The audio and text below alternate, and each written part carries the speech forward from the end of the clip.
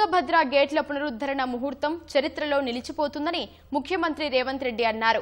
3 తరాల సమస్యలను 33 గేట్ల పునరుద్ధరణ పరిష్కరించబోతోందని ఆశాభావం వ్యక్తం చేసిన సీఎం ఈ సమస్యకు కేంద్ర జలశక్తి శాఖ మంత్రి సిఆర్ పాటిల్ శాశ్వత పరిష్కారం చూపాలని విజ్ఞప్తి చేశారు.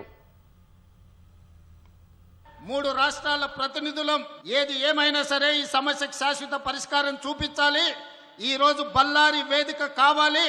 ఈ తుంగభద్ర డ్యాం నది ఒడ్డున శాశ్వతంగా ఈ సమస్యలకు పరిష్కారం చూపించాలని ఈ రోజు ఒక ఆలోచనతోని ఒక పట్టుదలతోని మేము ఇక్కడికి రావడం జరిగింది. మా చర్చలకు కొలిక్కి వచ్చినాయి. ఖచ్చితంగా కేంద్ర ప్రభుత్వం సిఆర్ పాటిల్ గారు ఈ సమస్యకు ఒక శాశ్వత పరిష్కారం చూపిస్తారని మేము సంపూర్ణంగా విశ్వసిస్తున్నాం.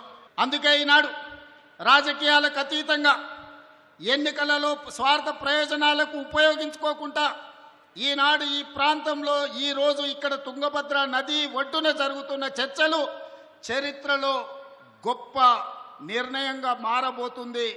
ఈ నిర్ణయం తప్పకుండా కృష్ణానది జలాలు, గోదావరి జలాలు, తుంగభద్ర నది జలాలలో అంతర్రాష్ట్ర జల వివాదాలకు శాశ్వత పరిష్కారం చూపిస్తుందని మేము సంపూర్ణంగా విశ్వసిస్తున్నాం.